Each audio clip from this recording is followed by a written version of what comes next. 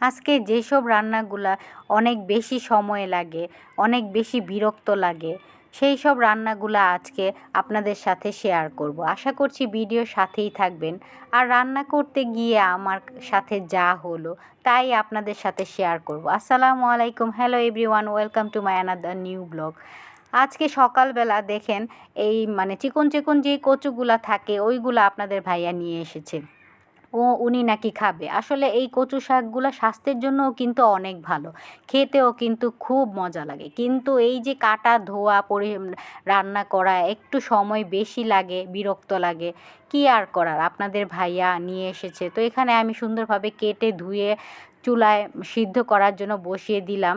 আর এখানে আমি 1 কেজি ধুন্দুল এই পুরোটাই নিব, ছোট চিংড়ি মাছ দিয়ে রান্না করব। আমার কাছে খুবই ভালো লাগে ছোট চিংড়ি মাছ দিয়ে এই ধুন্দুলটা রান্না করলে। আসলে ধুন্দুল 1 কেজি নিলে কি হবে, অল্প হয়ে যায়। ধুন্দুল আসলে একদম অল্প হয়ে যায়। তো এখানে আমি 1 কেজি আমার নিতে হবে। তো এখানে আমি সুন্দরভাবে ছিলে নিয়ে তারপর কেটে ধুয়ে পরিষ্কার করে রাখবো রান্না করার জন্য। ছোট চিংড়ি মাছ দিয়ে যেহেতু রান্না করব তো গোল গোল করে কেটে নিচ্ছি। আমার শাশুড়ি এইভাবেই কাটতো, তো ওইভাবেই আমি শিখেছি, তো এইভাবেই আমি কেটে নিচ্ছি। খুব সুন্দরভাবে কেটে নিলাম।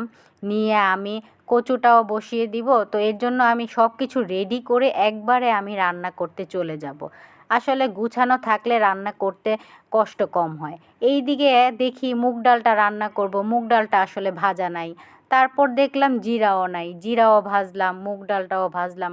আজকে সকাল থেকে শুধু রান্নাঘরেই আমি থাকলাম।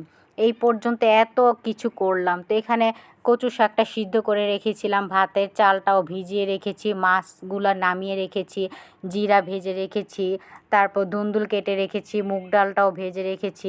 এখানে আমি রান্না করতে চলে আসলাম। গুছানো থাকলে রান্না করতে বেশি সময় লাগে না। গুছানো সব কিছু গুছিয়ে নিতেই অনেক সময় বেশি লাগে। তো এখানে আমি কচু শাকটা বসিয়ে দিব। কড়াইতে আমি তেল দিয়ে তারপর পেঁয়াজ দিয়ে আদা রসুন বাটা দিয়ে আর সব মশলাই এখানে অ্যাড করব। হলুদের গুঁড়া, মরিচের গুঁড়া, ধনিয়ার গুঁড়া দিয়ে খুব ভালোভাবে মানে কষিয়ে নিব। আর কচু শাকটা আমি পানি ঝরিয়ে রেখেছিলাম, তো এখানে দিয়ে দিলাম। রান্না করতে আসলাম, এসে দেখি এত পরিমাণ সব কিছুই ভেজাল, কিছুই গুছানো নাই। তো এগুলা গুছাতে গুছাতে আমার প্রায় 2টা ঘন্টা লাগলো। রান্না করতে তো আর আমার বেশি সময় লাগলো না, দেখলেনই তো। তো এখানে আমি তেজপাতা দিলাম আর একটু চিনি দিয়ে দিলাম। কচু শাকে একটু চিনি দিলে স্বাদটা দ্বিগুণ বেড়ে যায়। আমি এভাবেই কচু শাকটা রান্না করে থাকি। নিরামিষ রান্না করে খেতে খুব ভালো লাগে, আপনারা ট্রাই করে দেখতে পারেন। আজকে এই পর্যন্তই, আল্লাহ হাফেজ।